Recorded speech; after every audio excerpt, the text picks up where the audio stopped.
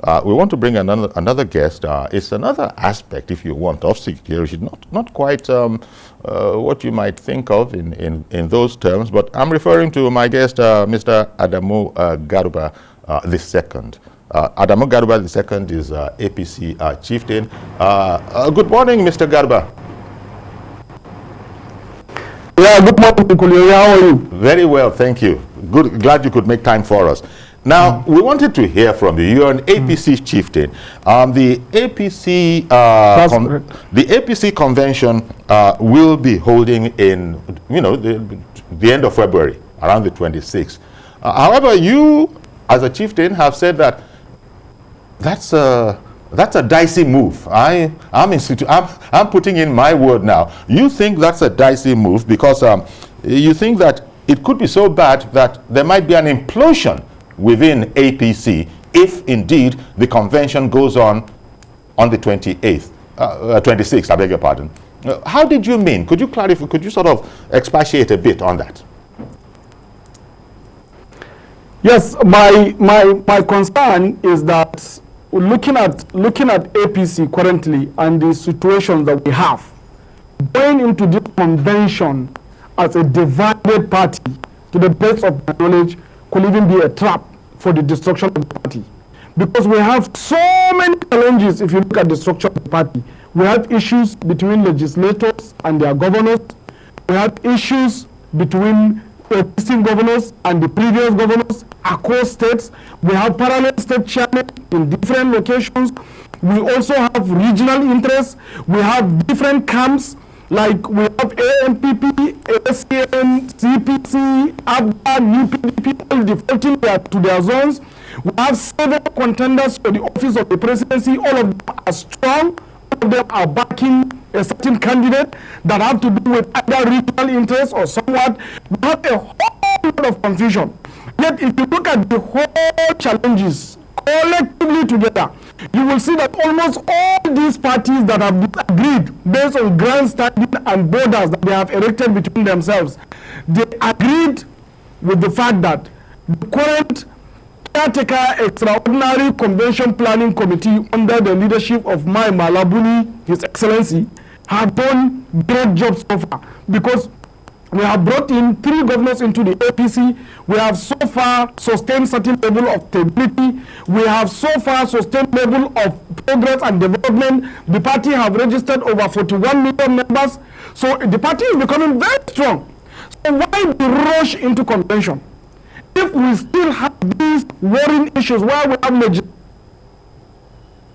into convention. We have governors, sitting governors and the previous governors who are coming into convention. We have regions, even in the south, you have south, east, southwest contesting. When you go back to the north, the same issue, we're still coming into convention. When we're coming into convention as a divided party. Let me ask you, Mr. Garba. Mr. Garba, let me ask you, first of all, maybe let me just put 2 questions in one in the interest of time. You say that it could implode if they go ahead, yet you know that there are people who will be of the opinion that, look, all the litany of woes within the party are all internal family affairs that just about every political party has, and the effective political parties know how to handle all of these as the time is coming. Have you lost faith in those who are, running the ship of the party to address all of these? Because they will say that if you think this is the way it is in APC, you don't know what's going on in other parties, yet all of them, nobody has come out to say that their party might implode. Don't you think that the APC would think that, hey, if one of us is speaking like this, this is adding more to our troubles? It's not actually adding more to trouble. It's just like sounding an alarm, because this is clearly what is likely going to happen. I have not seen a convention of a party that is interested by the opposition. PDP are interested in APC going into convention. Market women are interested in APC going into convention. Different group of people that have nothing to do with APC are interested in this convention. Several interest groups are interested in this convention. When you ask them on different references, they went to different media organizations and made it very clear that after this APC convention that is scheduled to take place, there could be implosion and they can cash out from this inflation. So people like us don't have any other political party other than the APC. Since we have a legitimate, authenticated by the court of law, a caretaker committee that was able to stabilize this party up to this moment, we are not saying that the convention should not go ahead even on the 26th. No. But what we are saying is we should have a reasonable time frame for extension should it come. In fact, in some cases, why since this convention committee is legitimate, is authenticated, is stable, why can't that caretaker committee organize a convention like including even the primary election? Why couldn't we allow them to conduct the primary election and the convention at the same time? Since every other section of the party that have clearly defined their own boundaries are in support of what they are doing and have appreciated what they are doing to a certain acceptable standard, why then reach into convention since nobody is contesting their legality? If some people are, like I've had yesterday, somebody to commenting on the police station and is talking about illegality of the CECPC. If CECPC is illegal, then everything they have done, the primary election we have done in many places, the congresses we have conducted, even the convention that is coming is illegal. Since all the court of law have validated, including Supreme Court, that this CECPC is legal, why not manage it until we have a reasonable stability and get ourselves ready for this convention before we go in? Why the rush? If people want to aspire for positions, why are they in rush to come into convention ground? That's why personally, I believe it's a trap. And I don't have any other political party other than the APC. When we joined because we support the candidacy of President Muhammadu Buhari and the caliber of people in the APC. And now the president is exiting. Now that the president is exiting, different strategic interests are coming together, and each camp is presenting a national chairman. Each camp is presenting his own list of candidates. Each camp is contesting against different interests. We can't come to convention ground, a venue where we are supposed to elect our general who is going to lead the war against opposition for us to win party in 2023 as a divided house. If we do that, we're going to lose the flavor and perhaps implosion that will give serious advantage to the opposition. Somehow that's why sometimes when see people pushing for this convention to come on the 26th, someone Mr. Garba, even worry, is there any conspiracy that the party should implode so that some people can enjoy the benefit of this implosion? Okay, very briefly, because thank you for making the time for us. Very briefly, you think there's too short a time to deal with all the issues. So 26 is the scheduled date. How much longer do you think would have been more reasonable given all the issues that you have enumerated? What would be, if it were up to you, where would you put it instead of the 26th? Frankly speaking, in my own view, the caretaker committee should even stay and do the convention and primary election together, since they have acceptable level of respect across party. You are at party wide. But should there be no case, we have only 21 days to notify INEC. If the convention is going to take place perhaps in August, we can notify them in July or June. We only have 21 days according to statutory requirement of the law. So why the rush? That is the issue. Like everybody is just pushing for us to come into convention as a divided house. The reconciliation committee has not done an efficient job to be able to concile and conciliate all the contending interests within the party. Okay. Up till now, we have parallel party chairman. Okay. I'm sure there's supposed to be some swearing in of some party chairman, executive state chairman this afternoon today.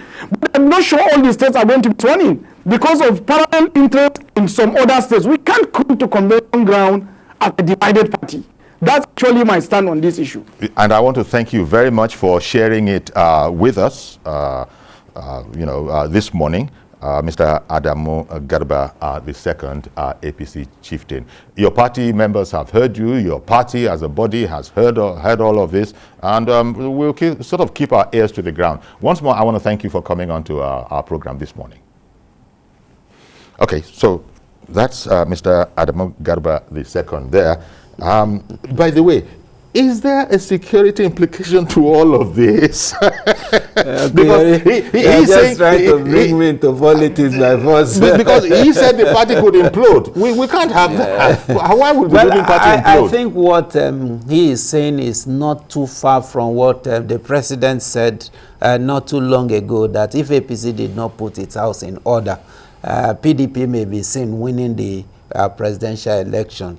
The only area I think APC should really look at is the legality of... Did they actually say that about PDP? Did they actually say that about PDP? Yeah, the party should look at the legality of Mebuni conducting the primaries. As a sitting governor, I don't think the party constitution allows for that.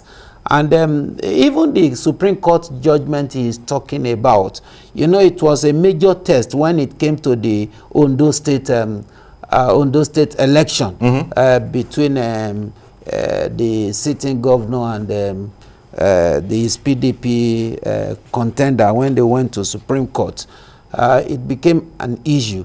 So I think that the party should look at that, because if a sitting governor is going to sit over primaries, I think it's going to be an infraction, a very serious legal infraction on the constitution of the party, which would open room for a very big litigation. Okay. But I agree with him to the extent that if you have a divided house, you don't go to the public. Yeah. It's always better to try, look inward, resolve all internal crises as much as you can before you talk of going, because convention is a public issue.